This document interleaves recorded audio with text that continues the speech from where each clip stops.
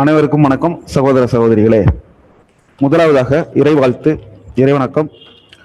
அறிவிலே தெளிவு, நெஞ்சிலே உறுதி, அகத்திலே அன்பினோர் வெள்ளம், பொறிகளின் மீது தனியரசானை, பொழுதலம் நினது பேரருளின், நெறியிலே நாட்டம் கர்மயோகத்தில் நிலைத்திடல் என்றிவை அருளாய், குறிகுணமேதும் இல்லதாய் அனைத்தாய், குலவிடு தனி பரம்பொருளே, குலவிடு தனி பரம்பொருளே.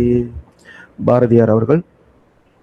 சகோதர சகோதரிகளே, இன்று நமக்கு தாள் 1 மற்றும் தாள் 2 கணிதம் அறிவியல் எழுதுபவர்களுக்கு உரிய கணித பாடத்தில் வழிகாட்டுவதற்காக திரு எல் சேகர், பட்டதாரி ஆசிரியர், ஊராட்சி ஒன்றிய நடுநிலைப்பள்ளி குரவாப்புலம் வேதாரண்யம் ஒன்றியம் அவர்கள் வருகை தந்துள்ளார்கள். அவர்கள் இனிதே தனது வகுப்பை துவங்குகிறார்கள். அனைத்து ஆசிரியர் பெருமக்களுக்கும் வணக்கம். இன்று நம்ம வகுப்புல 6ஆம் வகுப்பு, 7ஆம் வகுப்பு, 8ஆம் வகுப்பு தொடர்பான இயற்கணிதம் மிக முக்கியமான தலைப்பு. இந்த இயற்கணிதத்திலிருந்து குறைந்தது 4 மதிப்பெண் நம்ம கேட்பதற்கான வாய்ப்புகள் அதிகமாக. அதனால இந்த இயற்கணிதம் அப்படின்னாலே சற்று கடினமா இருக்கும் அப்படிங்கிற ஒரு மனநிலை இருக்கும். ஆனா அது இல்லை, மிக எளிமையாக மதிப்பெண் பெறக்கூடிய ஒரு அருமையான தலைப்பு இயற்கணிதம். அந்த இயற்கணிதத்துல நம்ம வகுப்பு பைசா பார்த்துருவோம். 6ஆம் வகுப்புல இயற்கணிதம் ஒரு அறிமுகம் அப்படிங்கிற ஒரு தலைப்புல கொடுத்துருக்காங்க. அதுல சாதாரணமா எண்களை எப்படி இயற்கணித கோவைய எளிய இயற்கணித கோவையும் அது சமன்பாடை எப்படி அமைக்கிறது, அது தொடர்பான கருத்துக்கள் கொடுத்துருக்காங்க. இதுல ஒரு அமைப்பு முறை கொடுத்துருக்காங்க. 5, 8, 11, 14, அப்புறம் தொடர்ச்சியா 3 டேஷ் கொடுத்துருக்காங்க. இது சாதாரண அமைப்பு முறையில் நம்ம எண்ணியல்லையே நம்ம பார்த்துட்டோம். அமைப்பு முறை. அப்ப இதோட தொடர்ச்சியா கண்டுபிடிக்கும் பொழுது 5ல 3 கூட்டியிருக்காங்க, 8ஓட ஒரு 3 கூட்டியிருக்காங்க, 11ஓட ஒரு 3 கூட்டியிருக்காங்க, அடுத்து 14ஓட 3 கூட்டி நம்ம 20, 17 எழுதிடுவோம். அதோட ஒரு 3 கூட்டி எழுதிடுவோம். அதுக்கு அடுத்தது 3 கூட்டி எழுதிடுவோம். அதுக்கு அடுத்து 2வது கணக்கு பார்த்தீங்கன்னா 15,873 7ஆல பெருக்கி ஒரு 6 1 வர்ற மாதிரி ஒரு விடை எழுதியிருக்காங்க. அடுத்து 14ஆல பெருக்கி 6 2 வர்ற மாதிரி எழுதியிருக்காங்க. அப்ப 21ஆல பெருக்குனா என்ன விட வரும், 28ஆல பெருக்குனா என்ன விட வரும் எழுதியிருக்கோம். சாதாரணமாக பெருக்கி நம்ம விடை எழுதிடுவோம். இருந்தாலும் உடனே விடை எழுதுறதுக்கு அப்ப 21னா 7 3 21 விட ஃபுல்லா 3 3ன்னு வரும். அடுத்து 28ன்னு வந்திருக்கு. அப்ப 7 4 28, 4 4ன்னு விட வரும் அப்படின்னு நமக்கு தெரியும். அடுத்தது கீழே ஒரு அமைப்பு முறை கொடுத்துருக்காங்க, படம் வரைய சொல்லியிருக்காங்க. இது போன்ற எளிய கணக்குகள் நம்ம படம் கேட்டு அதனோட அமைப்பு எழுதுறதுக்கான வாய்ப்புகள் இல்லை. அதுக்கு கீழே எண் செயலில் உள்ள அமைப்புகள். ஏதேனும் ஒரு நம்பரை 1ஆல பெருக்குனா அதே எண் கிடைக்கும். நமக்கு தெரியும், எந்த ஒரு எண்ணோட 1ஆல பெருக்குனா அதே எண் கிடைக்கும். அதை அப்படியே ஏதேனும் ஒரு எண்ணை, இப்ப இங்க எண்ணுன்னு ஒரு மாறியை பயன்படுத்தியிருக்காங்க. n × 1 = n. இங்க n என்பது ஏதேனும் ஒரு எண்ணுன்னு எழுதியிருக்காங்க. இங்கதான் மாறி அப்படிங்கிற ஒரு எழுத்தை பயன்படுத்தியிருக்காங்க. மாறி என்பது பொதுவாக ஆங்கில சிறிய எழுத்துக்கள் என் அல்லது டி போன்றன்னு சொல்லியிருக்காங்க. அப்ப மாறி அப்படிங்கிறது நம்ம ஆங்கில சிறிய எழுத்துக்களை பயன்படுத்துவோம். மாறிக்கொண்டே இருப்பது மாறி. இன்னொன்று மாறிலி, மாறாத எண் மதிப்பு கொண்டது. அதை நம்ம மாறிலின்னு சொல்லுவோம். அது எண்கள். அது எந்த எண்ணா இருக்கலாம், குறை எண்ணா இருக்கலாம், மிக எண்ணா இருக்கலாம், பூஜ்ஜியமா இருக்கலாம், எதை வேணாலும் இருக்கலாம். அது மாறிலி. இப்ப கீழே ஒரு குறிப்பு ஒன்று கொடுத்துருக்காங்க. கழித்தலில் 7 - 3ஐ 3 - 7 என எழுத இயலாது. எனவே a - b மற்றும் b - a ஆகியவன சமமல்ல. இங்க அதுக்கு மேல a × b = b × a எழுதியிருக்காங்க. ஏயையும் பியையும் கூட்டும் பொழுதும் பியை இடமாற்றி கூட்டணும்னா நமக்கு ஒரே மதிப்பு வரும். இது நம்ம ஏற்கனவே எண்ணியல்ல பரிமாற்று பண்பு அப்படிங்கிற விதியில படிச்சிருக்கோம். ஏதோ 2 எண்களை கூட்டும் பொழுது அதை இடமாற்றி கூட்டினாலும் அதனுடைய மதிப்பு மாறாது. அதான் a plus b equal to b plus a. அதே போல a into b equal to b into a. கழித்தலில் கிடையாது, அதுபோல வகுத்தல்லையும் கிடையாது. மாறிகளின் மீதான செயலிகளை புரிந்து கொள்ளுதல் கொடுத்திருக்காங்க. இங்க ஒரு இயற்கணித கூற்று கொடுத்திருக்காங்க, n மைனஸ் n பிளஸ் 3. அதுக்கான விளக்கம் கொடுத்திருக்காங்க. அடுத்து இயற்கணித கூற்றுகளை அமைத்தல், கீழே ஒரு தலைப்பு கொடுத்துருக்கு, இயற்கணித கூற்றுகளை அமைத்தல். அப்ப வாய்மொழி கூற்றா கொடுப்பாங்க, அதை நம்ம இயற்கணித கூற்றா மாத்தணும். ஒரு கூடையில் n ஆப்பிள்கள் உள்ளதாக கொள்க, அதனுடன் 5 ஆப்பிள்களை சேர்க்க கூடையில் மொத்தம் எத்தனை ஆப்பிள்கள் உள்ளன? இதுல மொத்த ஆப்பிள்கள் எண்ணிக்கை n கூட்டல் 5 என எளிதாக எழுதலாம். அப்ப n பிளஸ் 5 அப்படின்னு எழுதலாம் அப்படிங்கிற ஒரு விளக்கம் நமக்கு கொடுத்திருக்காங்க. அதுபோல ஒரு பேருந்தில் x எண்ணிக்கையில் பயணிகள் பயணிக்கின்றனர். 2 நபர் மேலும் பேருந்தில் ஏறினால் x பிளஸ் 2 மக்கள் இருப்பர். இது சாதாரண இயற்கணித கூற்ற, வாய்மொழி கூற்ற இயற்கணித கூற்றா மாத்துறது. இப்ப இயற்கணித கூற்றுகளை வாய்மொழி கூற்றாக மாற்றுதல் அப்படிங்கிற ஒரு தலைப்பு கொடுத்திருக்காங்க. ரைட்டு, இது மாதிரி நமக்கு கணக்கு கேட்பாங்களா அப்படின்னா கேட்க மாட்டாங்க. அப்ப இந்த இயற்கணித கூற்ற வாய்மொழி கூற்ற இயற்கணித கூற்றா மாற்றுறது நமக்கு எதுக்கு தேவைப்படும் அப்படின்னா, அடுத்தடுத்த வகுப்புகள்ல ஒரு வழி கணக்கு கொடுத்துருப்பாங்க. அந்த கணக்குகளுக்கு நம்ம ஒரு இயற்கணித கோவையா மாத்தியோ அல்லது ஒரு சமன்பாடா எழுதின பிறகுதான் அந்த கணக்குக்கு நம்மளால தீர்வு கண்டுபிடிக்க முடியும். அங்க அந்த கூற்றுகளுக்கு சமன்பாடு எழுதுவதற்கு இது கண்டிப்பாக பயன்படும். இது நமக்கு தெரிஞ்சாதான் அங்க அதை நேரடியாக அந்த சமன்பாடை எழுத முடியும். அதனால ஒரு வாய்மொழி கூற்ற இயற்கணித கூற்றா மாற்றுறது எப்படிங்கிறத இந்த 6ஆம் வகுப்புல தெளிவா கொடுத்துருக்காங்க. இதை நம்ம தெரிஞ்சுக்கணும். இப்ப இயற்கணித கூற்று ஒன்று கொடுத்துருக்கு, அதை வாய்மொழி கூற்றா அவங்க மாத்தி காட்டியிருக்காங்க. அப்ப முதல்ல என்ன கொடுத்துருக்காங்க, m கூட்டல் 14, m உடன் 14 அதிகரிக்க, இல்ல m உடன் 14 கூட்டுக அப்படின்னு கொடுப்பாங்க. அடுத்தது x மைனஸ் 6, எக்ஸில் இருந்து 6 குறைத்தல், இல்லது எக்ஸில் இருந்து 6 கழிக்க அப்படி சொல்லுவோம். அடுத்தது 3y, 3 இன்ட்டு ஒய், 3 மற்றும் ஒய்யின் பெருக்கல் பலன். அப்படி இல்லாட்டி 3 மடங்கு ஒய்யும், இல்லைன்னா ஒய்யின் 3 மடங்கும்பா. எப்படி கேட்டாலும் 3y தான்.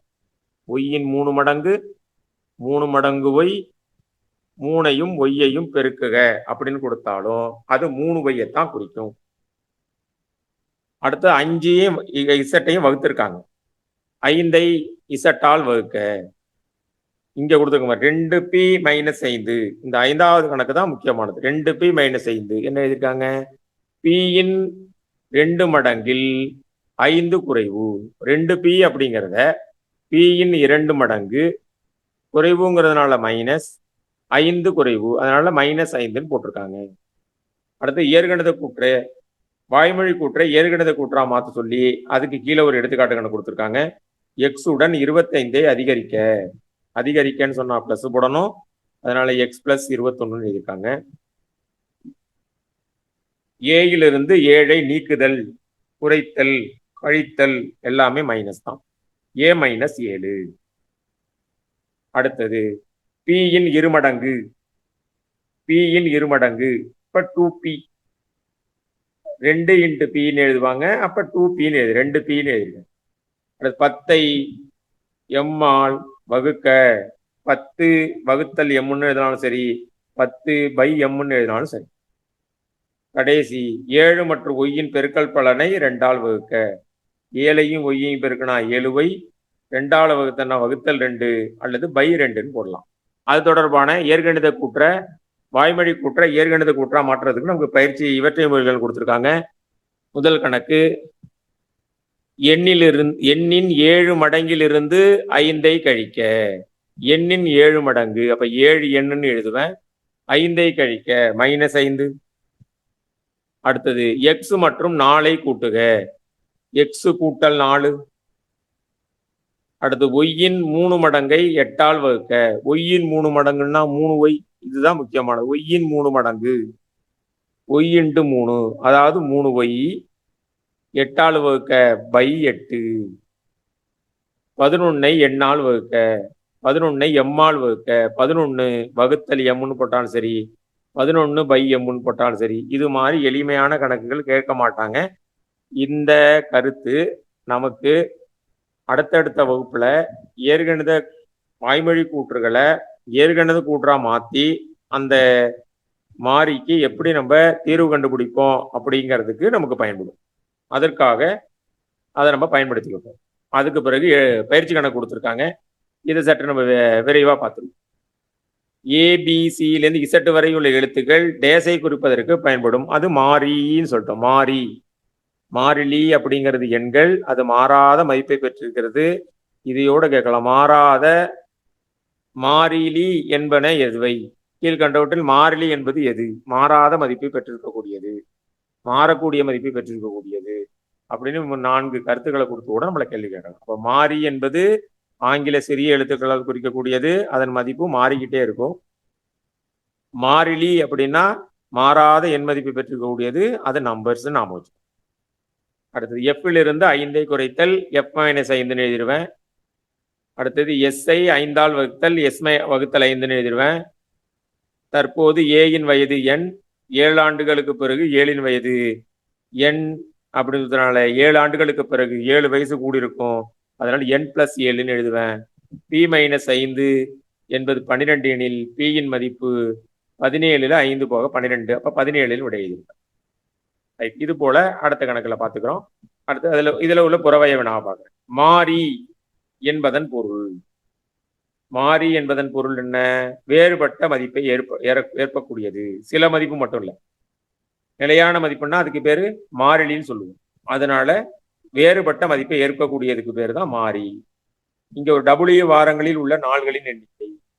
ஒரு வாரத்துக்கு 7 நாள். W வாரம்னா 7 + W இல்ல, 7W. 2 வாரமா இருந்தா 7 2 14, 3 வாரமா இருந்தா 7 21. அப்ப இதை 3ஆல பெருக்கியிருக்கேன். 3 × 7 W வாரம், இப்போ 3W.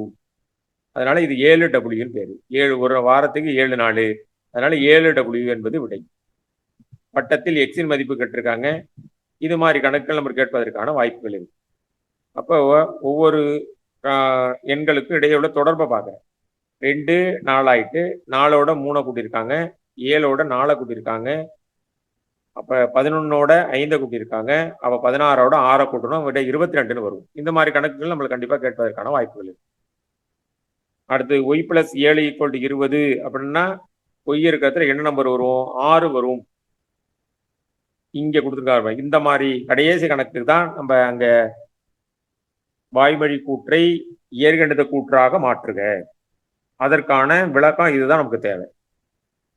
எண்ணிலிருந்து 6ஐ கழிக்க 18 கிடைக்கிறது, 8 கிடைக்கிறது என்பதை குறிக்கும் கூற்று.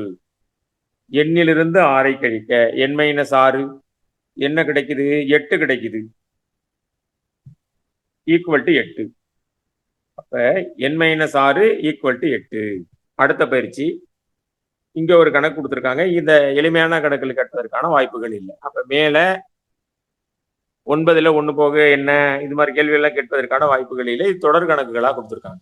அப்ப இந்த பாடத்துல ஒரு 4 கருத்துக்கள் மட்டும் தான் கொடுத்துருக்காங்க. அதை கீழே கொடுத்துருக்காங்க. மாறி என்பது வெவ்வேறு எண் மதிப்பை ஏற்கும் அளவீடு ஆகும். இவை ABCDZ என்ற சிறிய எழுத்துக்களால் குறிக்கலாம். மாறிலி என்பது ஒரு நிலையான மதிப்பை ஏற்கும் எண்ணுரு அல்லது எழுத்துரு. அடுத்த நடைமுறை சூழலில் உள்ள தொடர்பான வெளிப்படுத்த மாறிகளை பயன்படுத்தணும் கொடுத்துருக்காங்க. எண்ணியல் மற்றும் வடிவில் உள்ள பல்வேறு விதிகளை பொதுமைப்படுத்திட மாறிகளை பயன்படுத்தலாம். மாறி எதுக்கு பயன்படுது அப்படிங்கிறதுக்கான விளக்கம் கொடுத்துருக்காங்க.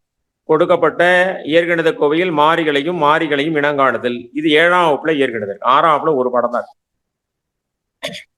அடுத்து 7ஆம் வகுப்புல உள்ள இயற்கணிதம், அதுலதான் மாறி எது, மாறிலி எது, கெழுனா என்ன, ஒத்த உறுப்புன்னா என்ன, வேறுபட்ட உறுப்புன்னா என்ன, முழுக்களை, அடுத்தது மாறிகளை கெழுக்களாக கொண்ட 2 இயற்கணித கோவைகளை எப்படி கூட்டுறது கழிக்கிறது, இரு மாறி கொண்ட எளிய கோவைகளை எப்படி அமைக்கிறது, சமன்பாடுக்கு எப்படி தீர்வு காண்றது, இது முக்கியமான பாடம்.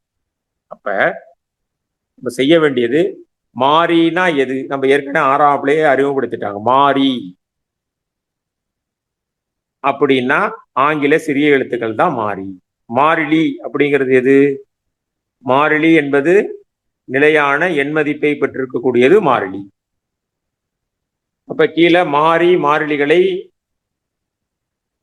கண்டறியன்னு கொடுத்திருக்காங்க, கீழே கொடுத்திருக்காங்க. ஏ அப்படிங்கிறது ஒரு மாறிலி, மாறி. அப்புறம் நம்பர் தனியா இருக்கு, அப்ப அது மாறிலி. -3x அது மாறி, xy மாறி, -89 மாறிலி. அப்ப எண்கள் தனியா உள்ளது, அதுக்கு நம்ம மாறிலின்னு சொல்லிக்கிறோம். ஆங்கில எழுத்துக்கள் உள்ளத மாறின்னு சொல்லிக்கிறோம்.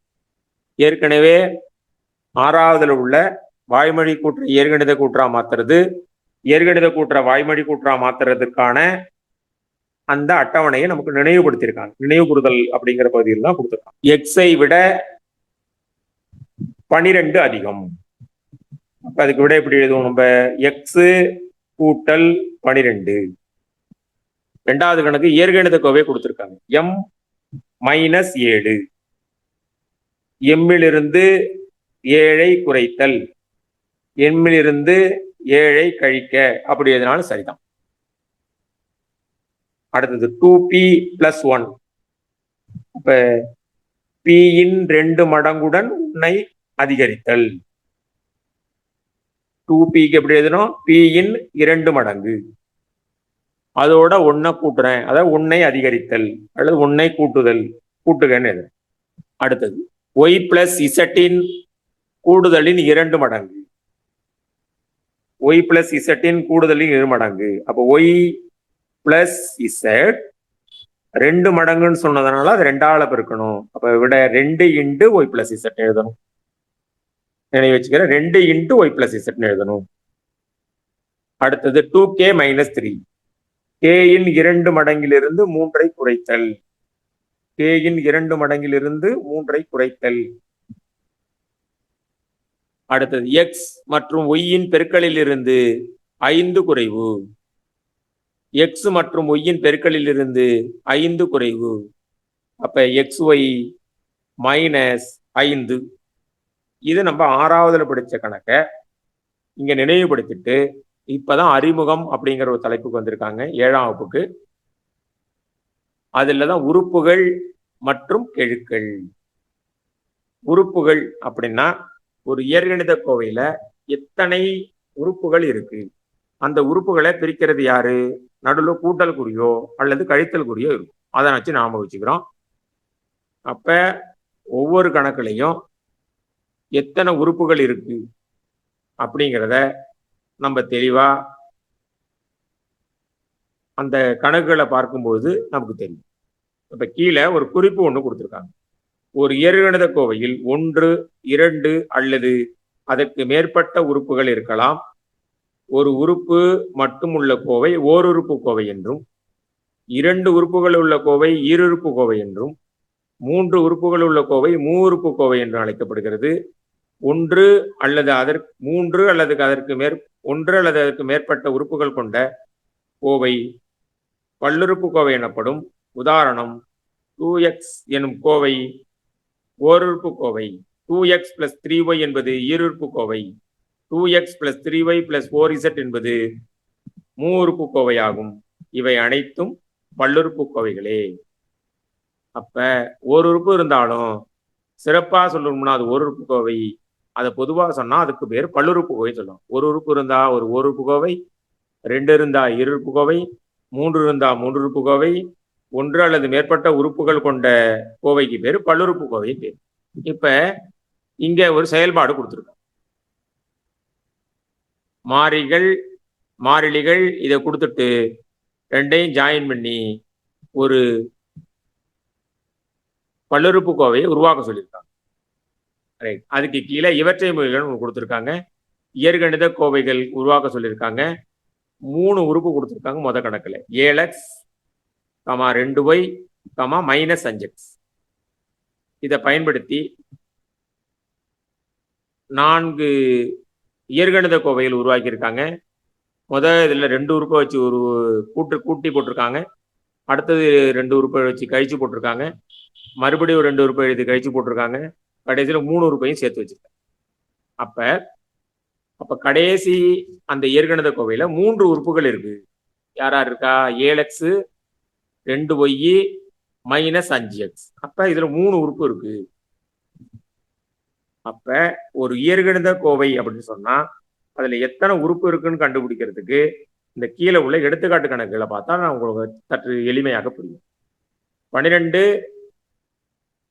மைனஸ் எக்ஸ், அதுல மாறி அப்படிங்கிறது யாரு அப்படின்னா எக்ஸ். உறுப்புகள் அப்படின்னா 12 மைனஸ் எக்ஸுங்கிறது உறுப்பு. இப்போ மொத்தம் எத்தனை உறுப்பு இருக்கு? 2 உறுப்பு. 2வது கணக்கு 7 + 2y. அதுல மாறிகள் யாரு? மாறி அப்படின்னா எழுத்து ஒய். உறுப்புகள் யாராரு? 7, 2y. உறுப்புகளின் எண்ணிக்கை 2. அடுத்தது 29 + 3x + 5yன்னு கொடுத்துருக்காங்க. அதுல உள்ள மாறி யாராரு? எக்ஸும் ஒய்யும் மாறி. உறுப்புகள் யாராரு? 3ஐயும் அப்படியே கமா போட்டு எழுதியிருக்காங்க. 3 உறுப்புகள் இருக்கு. அது கூட அடுத்த கணக்குல 3 உறுப்புகள் இருக்கு. அடுத்து முக்கியமான வார்த்தை கெழு. ஒரு இயற்கணித கோவையின் ஒரு உறுப்பு என்பது அதன் காரணிகளின் பெருக்கல் பலன் ஆகும். இங்கு ஒவ்வொரு காரணிக்கும் அல்லது காரணிகளின் பெருக்கல் பலனுக்கும் மீதமுள்ள காரணிகளின் பெருக்கல் அதன் கெழு என அழைக்கப்படும். கெழுன்னு சொன்னா ஒரு உறுப்பை கொடுத்துட்டு அல்லது ஒரு இயற்கணித கோவையை கொடுத்துட்டு அதுல எதனுடைய கெழு வேணும்னு அவங்கள கேட்பாங்க. அதை விட்டுட்டு மீதமுள்ள இதெல்லாம் அதனுடைய கெழு நாம வச்சுக்கிறோம். உதாரணமாக கொடுத்துருக்காங்க. 5xy எனும் உறுப்பில் 5 என்பது மீதமுள்ள காரணிகளான பெருக்கல் xyக்கு கெழுவாகும். இதுபோல் x என்பது 5yன் கெழு, 5x என்பது yன் கெழு. 5 எனும் மாறியை எண் கெழு எனவும் மற்றவை கெழு எனவும் குறிப்பிடும். எண் கெழுன்னு கேட்டா நம்பரை எழுதுறேன். இன்னும் சரியா நமக்கு புரியணும்னா ஏதாவது ஒரு உறுப்பை கொடுத்துட்டு அதுக்குடைய கெழுக்கு எடுப்ப 5xyன்னு ஒரு உறுப்பு கொடுத்துட்டு 5xyயின் எண் கெழுன்னு கேட்டா 5ன்னு எழுதணும். 5xyயின் எக்ஸின் கெழுன்னு கேட்டா மீதமுள்ள 5ம் ஒய்யும். அப்ப 5y தான் எக்ஸின் கெழு. ஒய்யின் கெழுன்னு கேட்டா 5x அப்படிங்கிறது 5xyல உள்ள ஒய்யின் கெழு. 5xyங்கிற ஒரு உறுப்பு அதுல ஒய்யின் கெழு வேணும்னா 5x எழுதணும். மீதம் உள்ளது அந்த ஒய்ங்கிறது விடையில வரக்கூடாது. ஒய்யை தவிர்த்து மீதம். கணக்குல மைனஸ் 5xyன்னு இருக்கே அப்படின்னு எழுதுவேன். ஒய்யின் கெழு வேணும்னா மைனஸ் 5xன்னு எழுதுவேன். எக்ஸின் கெழு வேணும்னா மைனஸ் 5yன்னு எழுதுவேன். இதுதான் நம்ம கெழுன்னு கேட்டா எதனுடைய கெழுங்கிறத அவரே கொடுத்துருவார். அந்த உறுப்பு கிட்ட போய் அதை தவிர மீதமுள்ள உறுப்பு எடுத்து எழுதினா அது நமக்கு கெழு கிடைச்சிடும். அதே எண் கெழுன்னு மொட்டையா கேட்டிருந்தாங்கன்னா நம்பரை எடுத்து எழுதிக்கிறேன். இப்ப கீழே ஒரு அட்டவணை கொடுத்துருக்காங்க. அதுல கோவை கொடுத்துருக்காங்க, எண் கெழு கொடுத்துருக்காங்க, எக்ஸின் கெழு கேட்டிருக்காங்க, ஒய்யின் கெழுன்னு எடுத்து எழுதிருக்காரு. கணக்குல 3x மட்டும்தான் இருக்கு. அப்ப எண் கெழுன்னு கேட்டா 3, எக்ஸின் கெழுன்னு கேட்டா அதுவும் 3 தான், ஒய்யின் கெழுன்னு கேட்டா ஒய்யே இங்க இல்ல, அதனால வாய்ப்பு இல்லைன்னு எழுதிருக்காங்க. இது போல ஒரு கேள்வி கேட்பதற்கு வாய்ப்பு இருக்கு. நம்ம கெழுன்னு படிச்சுட்டு போவோம். அங்க அழகா 6xyzன்னு கணக்கு கொடுத்துட்டு இதில் ஏயின் கெழுன்னு கேட்டா ஏங்கிற எழுத்தே இல்லை, அதனால விட என்ன எழுதணும்? வாய்ப்பு இல்லைன்னு எழுதணும். ஏன்னா அங்க ஏங்கிற எழுத்தே இல்லை. இல்ல 6xyzன்னு கொடுத்துருக்கு, ஒய்யின் கெழுன்னு கேட்டா 6xzன்னு எழுதும். அதை நம்ம ஞாபகம். ரைட். அடுத்து ஒத்த உறுப்புகள், மாறுபட்ட உறுப்புகள். ஒத்த உறுப்புகள்னா 2 உறுப்புல உள்ள மாறிகளும் சமமா இருந்தா, மாறிலியை பத்தி கவலை இல்லை, மைனஸ் 5x 7xன்னு இருந்தா இவங்க 2 பேரும் ஒத்த உறுப்புகள். மைனஸ் 5xம் 3yன்னு இருந்தா இது 2ம் மாறுபட்ட உறுப்புகள். ஏன் அப்படின்னா மாறிகள் 2ம் வேற வேற இருக்கு. மாறிலியை பத்தி நம்பரை பத்தி கவலை இல்லை, பின்னாடி உள்ள மாறிலி உறுப்புகள் 2ம் ஒரே மாதிரி இருந்தா அதுக்கு பேரு ஒத்த உறுப்புகள். வேற வேற இருந்தா அதுக்கு பேரு வேறுபட்ட உறுப்புகள். இதெல்லாம் நாம வச்சுக்கிறோம். இந்த ஒத்த உறுப்புகள் வேறுபட்ட உறுப்புகள் தான் நமக்கு கூட்டல் கணக்குலையும் கழித்தல் கணக்குலையும் பயன்பட போகுது. ஏன்னா ஒத்த உறுப்புகளை மட்டும்தான் கூட்ட முடியும். மாறுபட்ட உறுப்புகளை அல்லது வேறுபட்ட உறுப்புகளை கூட்ட முடியாது. எக்ஸையும் ஒய்யையும் கூட்டினா என்ன வரும்? எக்ஸ் பிளஸ் ஒய் தான் வரும். அதுவே எக்ஸையும் கூட்டினா என்ன வரும்? 2x வரும். ஏன்? இதுவும் எக்ஸ், அதுவும் எக்ஸ். எல்லாம் ஞாபகம் வச்சுக்கிறோம். 2xையும் கூட்டினா 4x, 2xையும் 3xையும் கூட்டினா 5x, 2xையும் 3yையும் கூட்டினா 2x பிளஸ் 3y தான். அதை 5xy எழுத முடியாது. ஞாபகம் வச்சுக்கிறோம். ஒத்த உறுப்புகளை மட்டும்தான் கூட்ட முடியும். வேறுபட்ட உறுப்புகளை கூட்டவும் முடியாது, கழிக்கவும் முடியாது. ஒத்த உறுப்புகளை தான் கூட்டவும் முடியும், கழிக்கவும் முடியும். அப்ப இதுதான் நமக்கு 7ஆம் வகுப்புல கொடுத்துருக்காங்க. ஒத்த உறுப்புகள்லாம் யாருன்னா, இங்க 4 ஏபிசின்னு இருந்தா அதனுடைய ஒத்த உறுப்பு அங்கேயும் ஏபிசி தான் இருக்கும். அங்க XYZ இருக்கக்கூடாது. இங்க 3 எழுத்து இருக்கு, அங்கேயும் 3 எழுத்து இருக்குல்ல, அப்படி இல்லை. இங்க ஏபிசின்னு இருந்தா அடுத்த உறுப்புல ஏபிசின்னு தான் இருக்கும். இங்க ஏ ஸ்கொயர் பின்னு இருந்தா அங்கேயும் ஏ ஸ்கொயர் பின்னு தான் இருக்கும். இங்க ஏ ஸ்கொயர் பின்னு இருக்கு, அங்க ஏ பி ஸ்கொயர்னு இருந்தா அவங்க 2 பேரும் ஒத்த உறுப்புகள் இல்லை, வேறுபட்ட உறுப்புகள். திரும்பவும் சொல்றோம், இங்க ஏ ஸ்கொயர் பி, அது ஏ பி ஸ்கொயர். ஸ்கொயர் இடம் மாறி இருக்கு. அப்ப இவங்க 2 பேரும் வேறுபட்ட உறுப்புகள். ஒத்த உறுப்புகள்லாம் யார் இருக்கணும்? பின்னாடி உள்ள மாறியில உள்ள எழுத்துக்கள் ரெண்டும் ஒரே மாதிரி இருந்தா அதுக்கு பேர் ஒத்த உறுப்புகள். வேற வேற இருந்தா வேறுபட்ட உறுப்புகள். அங்க ஒரு குறிப்பு கொடுத்திருக்காங்க. XY ஆகிய மாறிகள் x into y equal to y into x எனுமாறு பெருக்கல் பரிமாற்று பண்புடன் உள்ளது. எனவே XY, YX ஆகிய மாறிகளை கொண்ட உறுப்புகள் ஒத்த உறுப்புகளாகும்.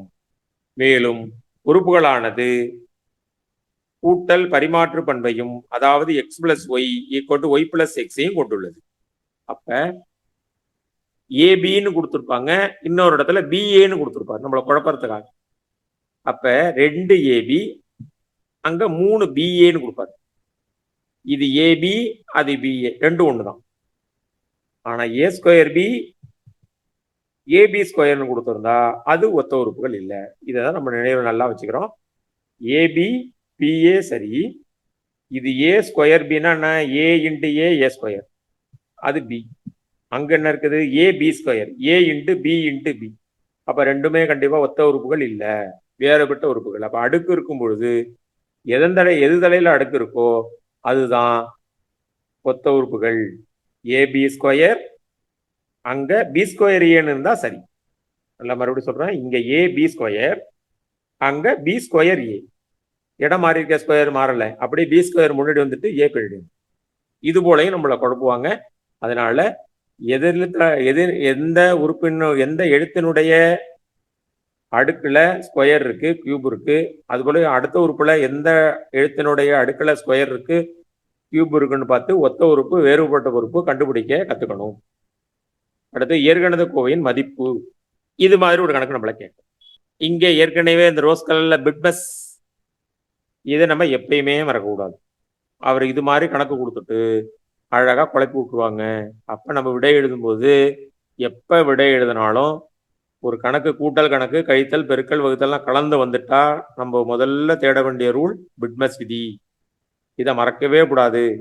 இது ஒவ்வொரு ஏதாவது கணக்குல வந்து நடுவில் தனியா கேட்கலன்னாலும் கண்டிப்பா பிட்மஸ் விதியில ஒரு கணக்கு கண்டிப்பா கேட்பாங்க. சென்ற வருடமும் ஒரு கணக்கு நம்மளை கேட்டிருக்காங்க. இப்போ பிட்மஸ் விதி 6ஆம் வகுப்புல நம்ம நடத்தும் போது சொல்லிட்டோம்.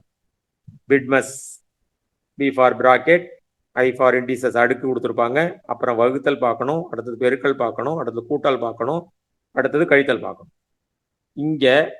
இங்க மதிப்பு என்ன கேட்பாங்க அப்படின்னா, 2 மாறிகளுக்கும் மதிப்பு கொடுத்துட்டு ஏதாவது ஒரு இயற்கணித கோவையை கொடுத்துருவாங்க. அதோட மதிப்பு என்னன்னு கேட்பாங்க. அப்ப நம்ம என்ன செய்யணும்?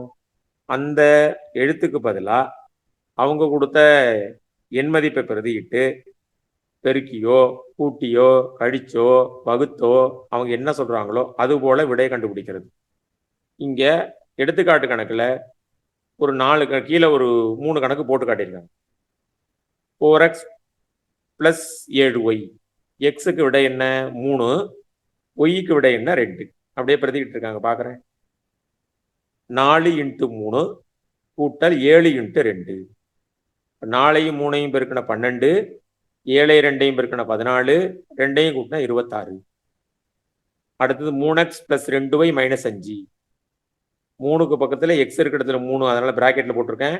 கூட்டல் 2, y இருக்க இடத்துல 2 -5. 3ஐயும் 3ஐயும் பெருக்கின 9, 2ஐயும் 2ஐயும் பெருக்கின 4 கழித்தல் 5. 9ஐயும் 4ஐயும் கூட்டின 13, 13ல் 5 போக விட 8ன்னு எழுதிட்டாங்க. x - y 3 - 2 விட 1. அதே போல அடுத்தது ஒரு கணக்கு போட்டிருக்காங்க. அதுக்கு அடுத்து பயிற்சி கணக்கு வந்துட்டாங்க. 16x - 7 என்னும் கோவையின் மாறி. இதுல மாறி எது? x அப்படிங்கிறது மாறி. 2y - 6 என்னும் கோவையின் மாறிலி உறுப்பு எது? -6ங்கிறது மாறிலி உறுப்பு. 25m + 14n என்னும் கோவையில் 25m மற்றும் 14n ஆகியவை டேஷ் உறுப்புகள்னு கொடுத்துருக்காங்க. என்ன உறுப்புகள்? வேறுபட்ட உறுப்புகள். என்ன m இருக்கு, ரெண்டாவது உறுப்புல n இருக்கு. அடுத்த கணக்குல எத்தனை உறுப்புகள் இருக்கு? 3ab -+4c -9. அப்ப 3 உறுப்புகள் இருக்கு. அடுத்தது கடைசி கணக்கு -xy என்ற உறுப்பின் எண்கெழு. எண்கெழு இல்ல. எண்கெழு இல்லைன்னா அங்க என்ன இருக்கு? எல்லா நம்பருக்கும் முன்னாடி 1 இருக்கு. அப்ப அதுக்கான விடை என்ன? -1. இந்த மாதிரி கணக்குல தான் நம்மள கேட்போம். எளிமையாவும் கேட்கணும். அப்ப பார்த்த உடனே விடை எனக்கு தெரியக்கூடாது. அப்ப போய் பார்த்தா -xyன்னு இருக்கு. எண்கெழு. நம்ம டக்குன்னு என்ன? எண்கெழு வாய்ப்பில்லைன்னு எழுதிவிடும். ஏன் எண்கெழு இல்ல? எல்லா நம்பருக்கு முன்னாடி, எழுத்துக்கு முன்னாடி 1ங்கிற நம்பர் இருக்கு. ஒரு xy தான் அப்படி கொடுத்துருக்காரு. அது -1 அப்படிங்கிறது தான் சரியான விடை. ரைட். அது போல சில கணக்குகள் கொடுத்துருக்காங்க. -7mn என்ற உறுப்பின் எண்கெழு -7. ஒத்த உறுப்புகள் இணையை தேர்ந்தெடுக்குக. ஒத்த உறுப்புன்னா ரெண்டுமே எக்ஸா இருக்கணும், அல்லது ஒய்யா இருக்கணும், அல்லது இசட்டா இருக்கணும். பியும் எக்ஸ் இருக்கு, அடுத்து 6x இருக்கு, 4x வெறும் 4 இருக்கு, கடைசியில தான் 4x 7x. அப்ப அதுதான் ஒத்த உறுப்பு. ரைட். இங்க ஒன்று ஏக்கு 3 பிக்கு 2ங்கிற நம்பரை பிரதியிட்டு 7a - 4bயின் மதிப்பை காண்கிற ஒரு கணக்கு கேட்டிருக்காங்க.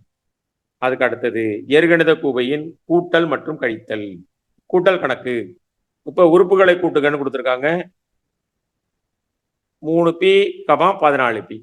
அப்ப நம்பரை கூட்டுவதற்கு ஒத்த உறுப்புகளை கூட்டுவதற்கு அதனுடைய கெழுக்களை மட்டும் கூட்டினால் போதும். இது 3p, அது 14p. 3ஐயும் 14ஐயும் கூட்டின 17p அப்படின்னு எழுதியிருக்காங்க. அப்ப ஒத்த உறுப்புகளை மட்டும்தான் கூட்ட முடியும், வேறுபட்ட உறுப்புகளை கூட்ட முடியாது. அங்க ஒரு குறிப்பு கொடுத்துருக்காங்க. குறிப்பு இருந்தா கண்டிப்பா அதை நம்ம ஒரு தடவை பார்த்துக்கிறோம்.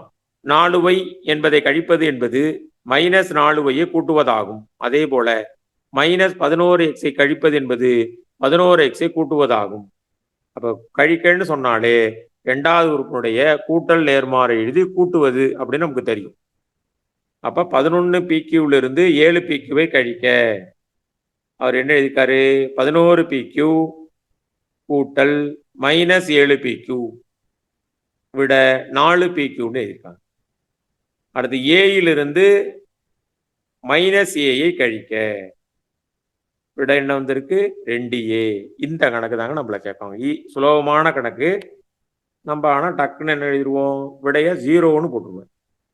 ஏயிலிருந்து -aவை கழிக்க கிடைப்பது. முதல் விடையை 0ன்னு தான் கொடுத்துருப்பாங்க. ஆனா விடை என்ன இருக்கு? 2a. அப்ப ஏயிலிருந்து -aயை கழிக்க கிடைப்பது 2a. இப்ப a அதிலிருந்து -aயை கழிக்கணும்னா -aயோட கூட்டல் நேர்மாறு +aவை கூட்டணும். அப்ப a -a. அப்ப a + a = 2aன்னு வரும். இதுதான் நம்ம ஞாபகம் வச்சுக்க வேண்டியது. இப்ப கழித்தல் கணக்கு வேணும்னா இரண்டாவது உறுப்பினுடைய கூட்டல் நேர்மாற எழுதி கூட்டணும். இதுல ஒன்னு இன்னும் புரியணும்னா இந்த 3வது கணக்கு நான் பார்க்கறேன். மேல கணக்குல என்ன கொடுத்துருக்காங்க? 21x + 9 5x + 7 கழிக்க. இதான் கணக்கு. இப்படியே கட்டுருவாங்க. 21x + 7 5x + 7 கழிக்க கிடைப்பது. கீழே ஆப்ஷன் கொடுத்துருவாங்க. அது எப்படி நம்ம விட எழுதி காட்டுறோம்? முதல்ல 21 + x 21x + 9 minus 5x plus 7. அந்த மைனஸ் 5x பிளஸ் 7ங்கிறது அந்த மைனஸ் ஆனது உள்ள போய் ரெண்டாவது உறுப்பினுடைய அனைத்து உறுப்பினுடைய குறிய மாற்றும். 5x பிளஸ் 7ங்கிறது மைனஸ் 5x மைனஸ் 7ன்னு மாறும். ரெண்டாவது வரியை பார்த்துக்கிறோம். அதுக்கு அடுத்த வரியில ஒத்த உறுப்பையும் பக்கத்துல இருக்கும். 21xல 5xஐ கழிக்க போறேன். அப்ப 21ல 5 கழிக்கணும். 21ல 5 கழிச்சா 16x. அடுத்து நம்பரையும் சேர்க்கணும். பிளஸ் 9 மைனஸ் 7 பிளஸ் 9ல 7 கழிச்சா 2 பிளஸ் 2. அதனால அதுக்கான விட 16x பிளஸ் 2 என்பது சரியான விடை. அதுக்கு கீழே ஒரு குறிப்பு கொடுத்திருக்காங்க. இயற்கணித கோவையை கூட்டவும் கழிக்கவும் அவற்றில் உள்ள ஒத்த உறுப்புகளை அடைப்புக்குறியை பயன்படுத்தி அடுத்தடுத்த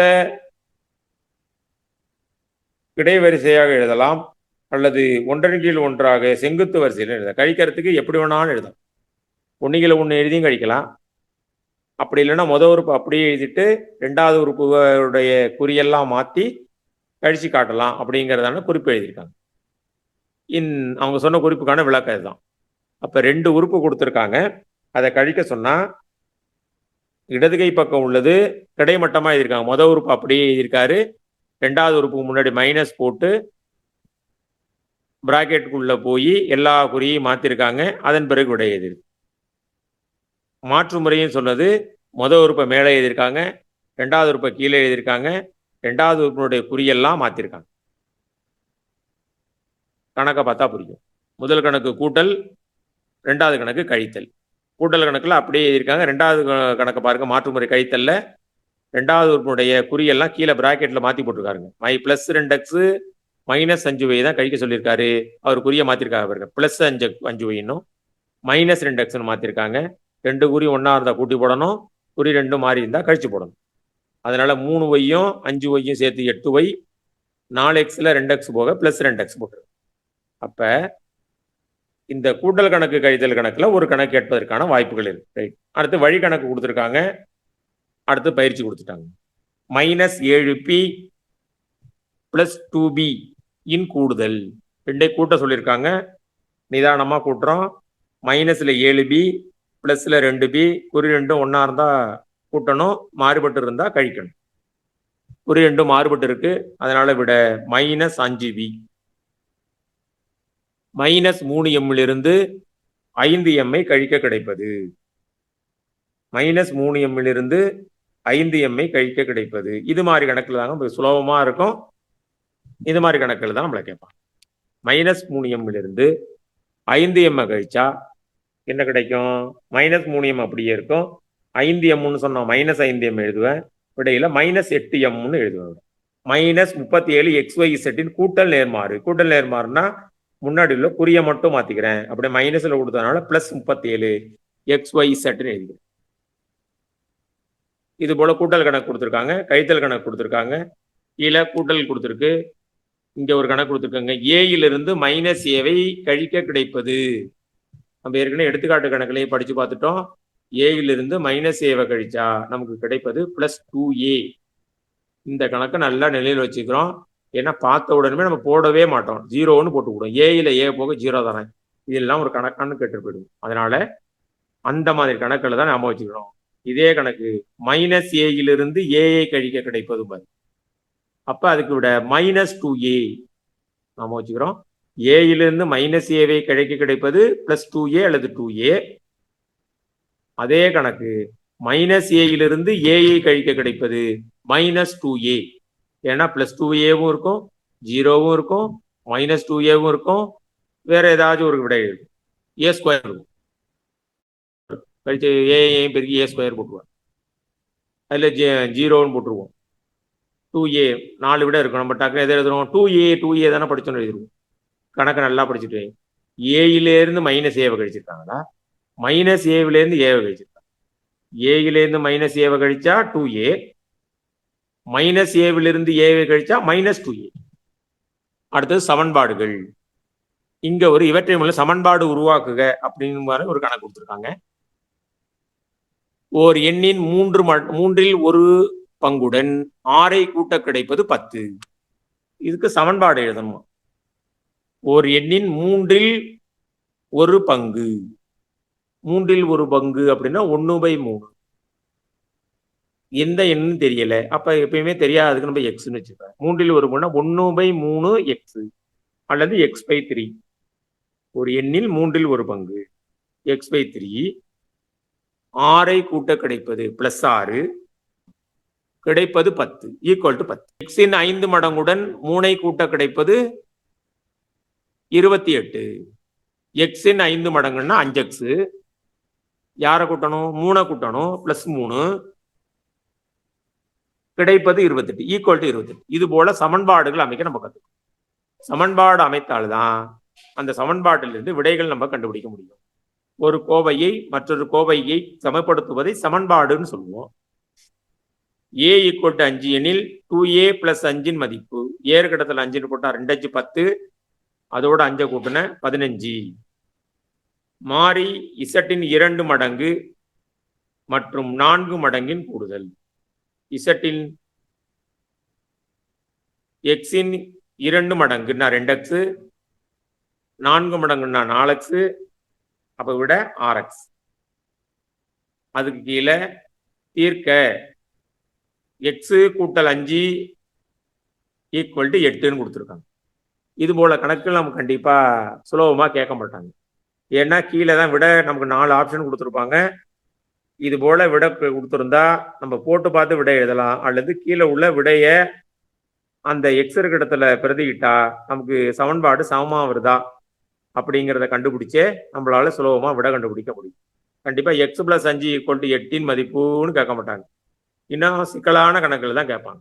அப்படி கேட்டாலும் விடை எனக்கு கண்டுபிடிக்க முடியலைன்னா ஒன்றும் பிரச்சனை இல்லை.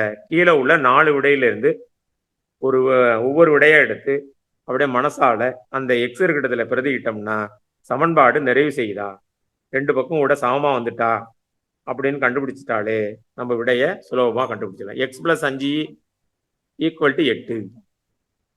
அப்ப எக்ஸ் இருக்க இடத்துல 3ன்னு போட்டா 3ஐயும் 5ஐயும் கூட்டினா விடை 8. அப்ப x = 3 அப்படின்னு நம்ம ஈஸியா விட கண்டுபிடிக்க முடியும்.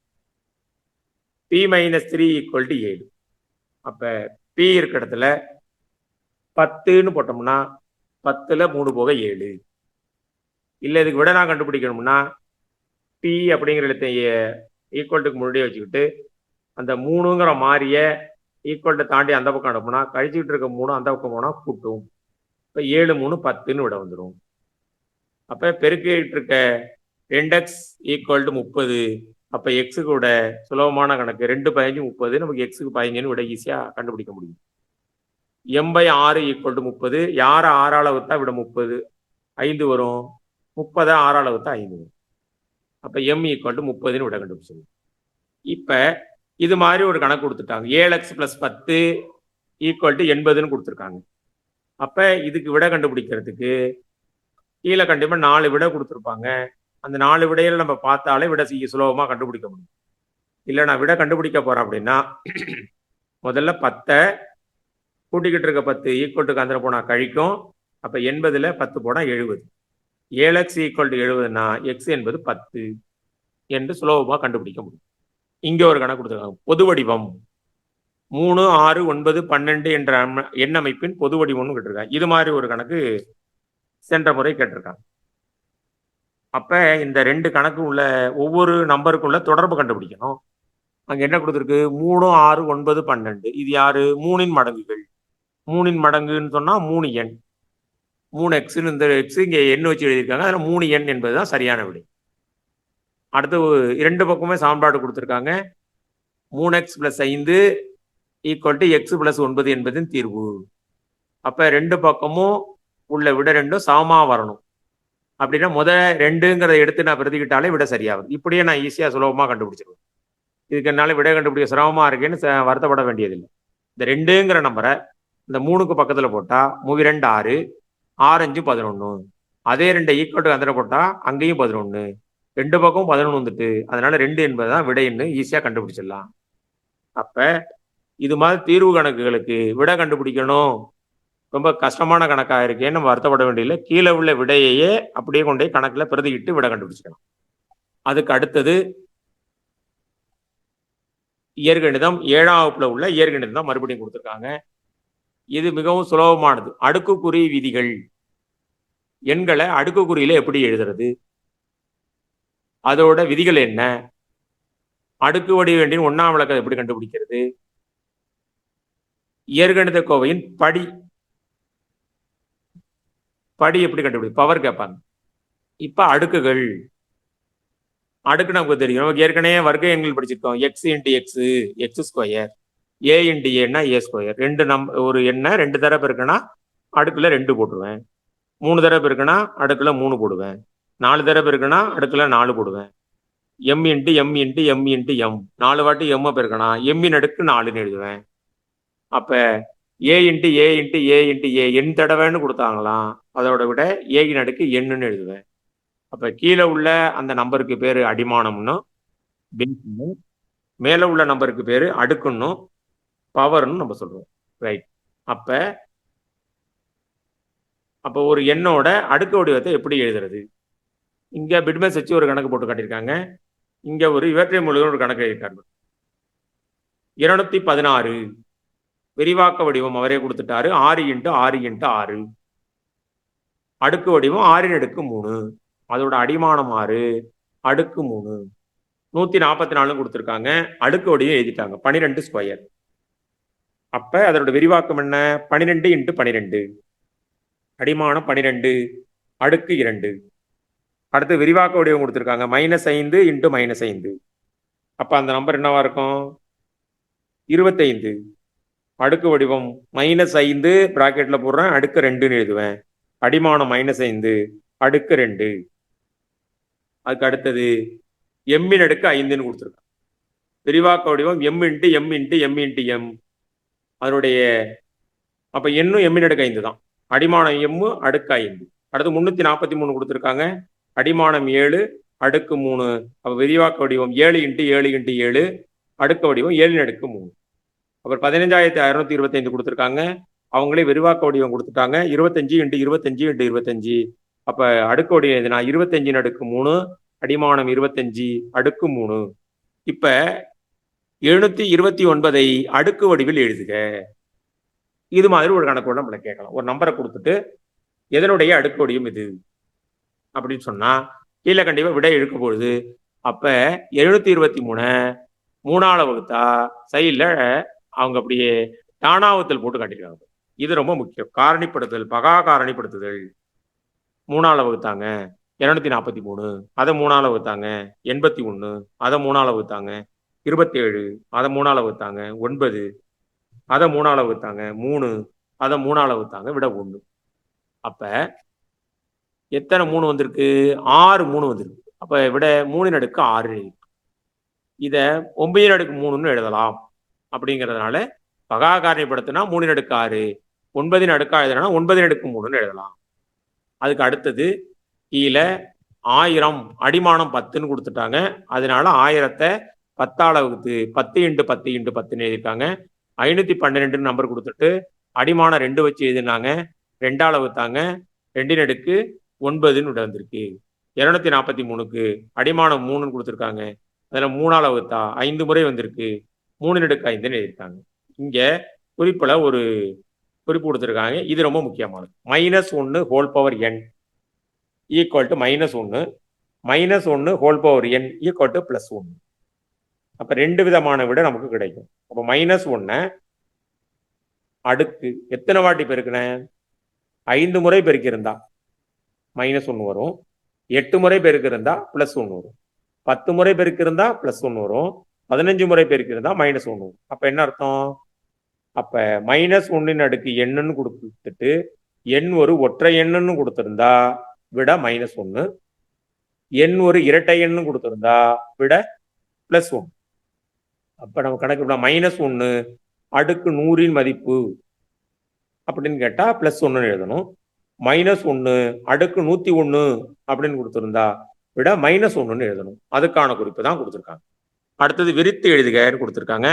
சாதாரணமா a³ b², ஏ கியூப்னா a into a into a, b ஸ்கொயர்னா பி இன்ட்டு பி, சாதாரண விரிவு குறியீடு தான். அடுத்து a square b cube, a into a, b into b into b. Right. அடுத்து அடுக்கு விதிகள்னு கொடுத்துருக்காங்க. இது ரொம்ப முக்கியமானது. அடுக்கு விதி.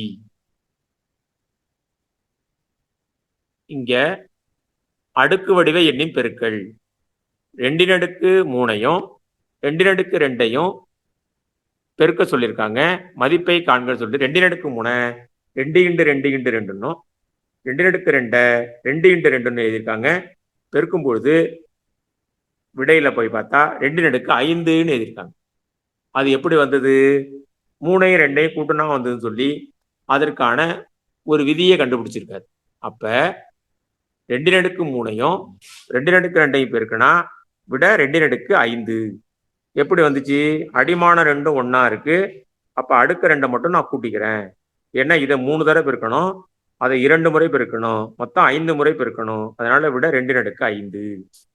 அதுக்கான விதி சைட்ல இது தொடர்பா ஒரு கணக்கு போடுறதுக்காக அடுக்கு வடிவில் எழுதியிருக்குன்னு இருக்காங்க. 2√3 2√5 பெருக்க சொன்னா நம்ம பெருக்கி பார்க்க போறது இல்ல. 2√3 2√5 இதை 3 தடவை பெருக்கணும், இதை 5 தடவை பெருக்கணும், அப்ப மொத்தமா 8 தடவை பெருக்கணும். அப்ப 2√8 விட எழுதலாம். அடுத்த முறை பி இன்ட்டு பி, இதை பி 2 தடவை பெருக்கணும், அடுத்த பி பவர் 4 4 முறை பெருக்கணும். அப்ப விட P/6. அதுதான் விதி. அடிமான 2 சமமா இருக்கும் பொழுது பெருக்கிக்கிட்டு இருந்தா அடுக்க கூட்டணும். அப்ப 3வது கணக்குக்கு x/10 விட எழுதலாம். அடுத்த கணக்கு விட 3/10 எழுதலாம். 5வது கணக்கு விட -1/10 எழுதலாம். அப்ப அடிமான சமமா இருக்கும் பொழுது பெருக்கிக்கிட்டு இருந்தா அடுக்க கூட்டி போடணும். இதுதான் விதி, முதல் விதி. கீழே இருக்காங்க அடுக்குகளின் பெருக்கல் விதி. இந்த விதியை நம்ம கண்டிப்பா குறிப்பெடுத்துக்கிறேன். அடுக்குகளின் பெருக்கல் விதி அப்படின்னு எழுதி, அடுக்குகளின் பெருக்கல் விதின்னு எழுதி a/m into a/n equal to a/m + n. a/m into a/n equal to a/m + n. அடிமான 2 ஒன்னா இருக்கும் பொழுது பெருக்கல் கணக்கா பெருக்கிக்கிட்டு இருந்தா அடுக்க கூட்டணும். நாம வச்சுக்கிறேன். பெருக்கிக்கிட்டு இருந்தாதான் அடுக்க கூட்டணும், கூட்டிக்கிட்டு இருந்தா கூட்டக்கூடாது. பெருக்கிக்கிட்டு இருந்தா அடுக்க கூட்டணும், அடிமானம் அப்படியே இருக்கும். இது அடுக்குகளின் பெருக்கல் விதி. அடுத்தது வகுத்தல் விதி. இதே மாதிரி வகுத்துக்கிட்டு இருந்தா அங்க ஒரு கணக்கு போட்டு காட்டியிருக்காங்க. 2/5 2/2 வகுக்க சொன்னா இங்க 2 5 முறை போட்டு பெருக்கணும், கீழே 2 முறை பெருக்கணும். அப்ப மீத விட 2 கேன்சல் பண்ணிட்டா 2/3 பாக்கி இருக்கும். அது எப்படி வந்ததுன்னா 5ல் 2 போக 3. அப்ப வகுத்தல் விதின்னு சொன்னா அடிமான 2 ஒன்னா இருக்கும் பொழுது வகுத்துக்கிட்டு இருந்தா அடுக்குகளை கழிக்கணும்.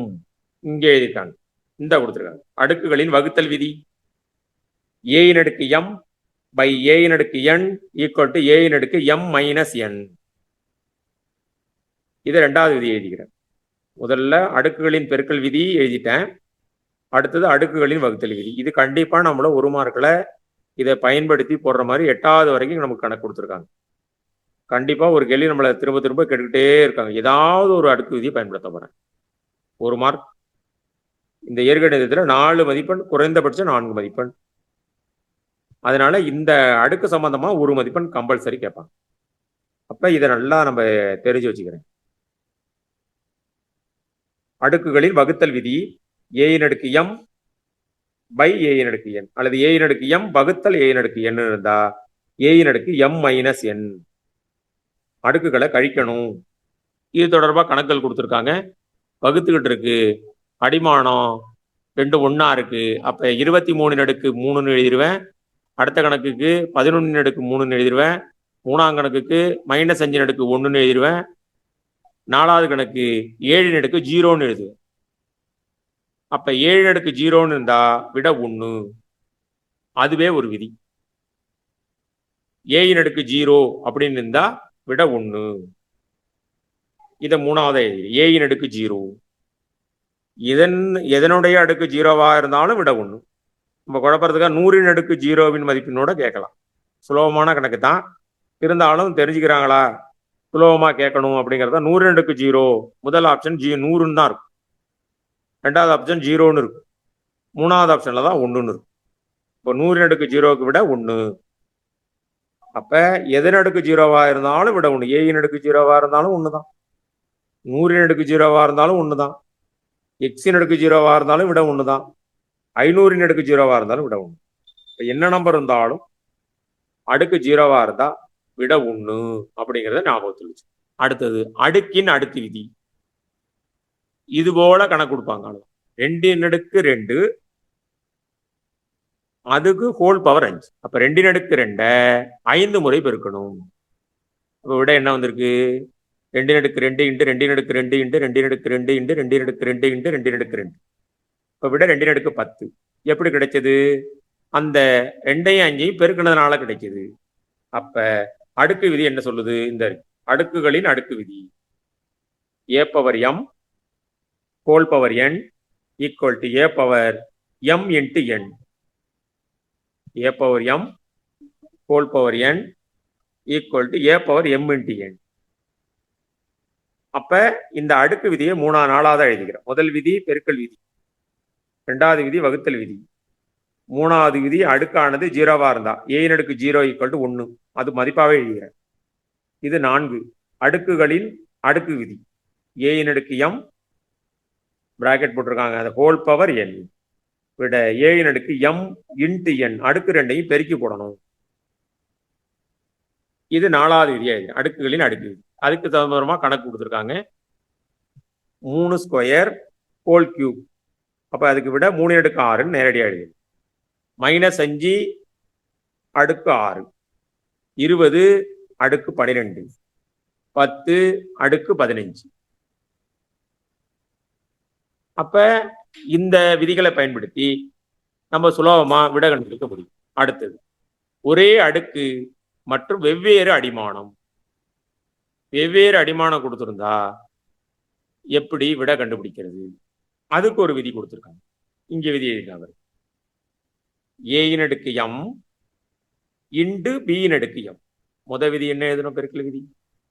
ஏயின் அடுக்கு m இன்ட்டு ஏயின் அடுக்கு என்னன்னு எழுதணும். அடிமானம் ரெண்டும் ஒன்னா இருக்கு, அடுக்கு 2 வேற இருக்கு. இங்க அடிமானம் 2 வேற வேற இருக்கு, அடுக்கு 2 ஒன்னா இருக்கு. அப்ப கணக்குகளை எந்த விதியை பயன்படுத்தணுங்கிறத நம்ம நல்லா புரிஞ்சுக்கணும். ஏயின் அடுக்கு m இன்டு பியின் அடுக்கு m, அடிமானம் 2 வேற வேற இருக்கு, அடுக்கு 2 ஒன்னா இருந்தா அடிமானத்தை 2ஐயும் பெருக்கி அடுக்க அப்படியே வச்சுக்கிறேன். இதையை நல்லா புரிஞ்சுக்கிறேன். இப்ப 2ன் அடுக்கு 3ன்னு இருக்கும், இன்னொரு கணக்கில் 4ன் அடுக்கு 3ன்னு இருக்கும். அப்ப விட 8ன் அடுக்கு 3. கீழே உள்ள அடிமானத்தை 2ஐயும் பெருக்கிறேன். ஏயின் அடுக்கு m இன்ட்டு பியின் அடுக்கு m equal to a into b whole power m. இது பெருக்கலுக்கான. இப்ப இந்த கணக்கை பார்த்தோம்னா சற்று புரியும். மேல வகுத்தல் ஒன்று கொடுத்துருக்காரு, a by b whole power m, ஏயின் அடுக்கு m பை பியின் அடுக்கு m. அங்க வகுத்தல் விதி எப்படி இருந்துச்சு? ஏயின் அடுக்கு m பை ஏயின் அடுக்கு n இருக்கும். அடிமானம் 2 ஒன்னா இருக்கும், இங்க அடுக்கு 2 ஒன்னா இருக்கும். அதனால விதியை நல்லா புரிஞ்சுக்கிறேன். வெவ்வேறு அடிமானம் கொண்ட ஒரே அடுக்கு கொண்டது, அங்க ஒரே அடிமானம் அடுக்கு 2 வேற ஒன்று. ரைட். இப்ப இங்க விதியை பயன்படுத்தினா இப்போ நமக்கு கணக்கு மனசால பார்த்தாலே விட சொல்லலாம். 5ன் அடுக்கு 2 3ன் அடுக்கு 2, அப்ப விட என்ன வரும்? 5 3 15, 15ன் அடுக்கு 2, எக்ஸின் அடுக்கு 3 ஒய்யின் அடுக்கு 3, எக்ஸ் ஒய் ஹோல் பவர் 3, 7 அடுக்கு 4 இன்டு 8ன் அடுக்கு 4, 7 8 56ன் அடுக்கு 4. வகுத்தல் கணக்கு 5 கியூப் வகுத்தல் 2 கியூப், 5 பை 2 ஹோல் கியூப், -2ன் அடுக்கு 4 வகுத்தல் 3ன் அடுக்கு 4, -2 பை 3 ஹோல் பவர் 4, 8ன் அடுக்கு 6 வகுத்தல் 5ன் அடுக்கு 6, 8 பை 5 ஹோல் பவர் 6, 6ன் அடுக்கு 3 -7ன் அடுக்கு 3, -6 பை 7 ஹோல் பவர் 3 அப்படின்னு விட எழுதணும். இங்க ஒரு குறிப்பு கொடுத்துருக்காங்க.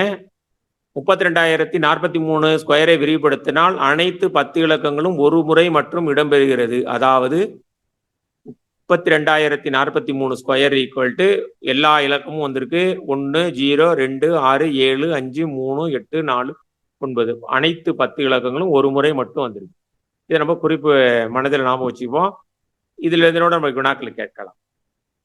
ஒரே அடுக்கையும் அடுத்தடுத்த இயல் எண்ணையும் அடிமானமாகவும் கொண்ட மிக அழகான சமன்பாடுகள் 3 square plus 4 square equal to 5 square, 10 square plus 11 square plus 12 square equal to 13 square plus 14 square. இதோட நம்மளுக்கு கேள்விகள் கேட்பதற்கான வாய்ப்புகள் இருக்கு.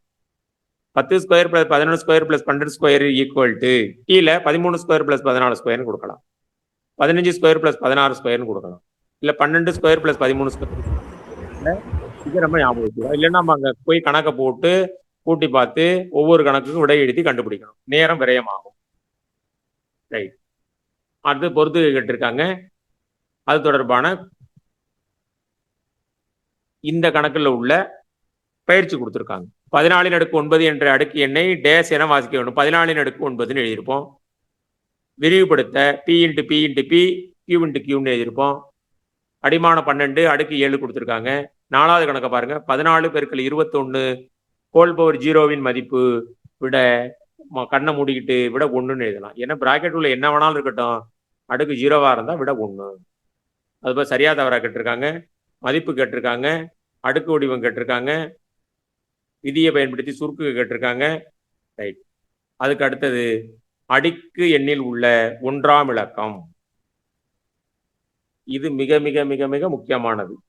மிகப்பெரிய அடுக்கு நம்பரை கொடுத்துட்டு அதனுடைய 1ஆம் இலக்கம் என்ன வரும்னு கேட்பாங்க. அப்ப அதை நம்ம பெருக்க வேண்டிய அவசியம். அந்த எண்ணுடைய 1ஆம் இலக்கம் பார்த்துட்டு நம்மளால விட சொல்ல முடியும். அது தொடர்பான விளக்கங்களையும் அது தொடர்பான கணக்குகளையும் நம்ம அடுத்த வகுப்புல பார்க்கலாம். நன்றி. அனைவருக்கும் வணக்கம். நாட்டு நல வாழ்த்து.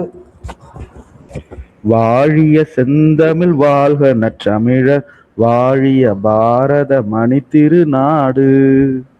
வாழிய செந்தமிழ் வாழ்க நற்றமிழர், வாழிய பாரத மணி திருநாடு. வந்தே மாதரம், வந்தே மாதரம், வந்தே மாதரம். பாரத அன்னையின் புகழ் ஓங்குக.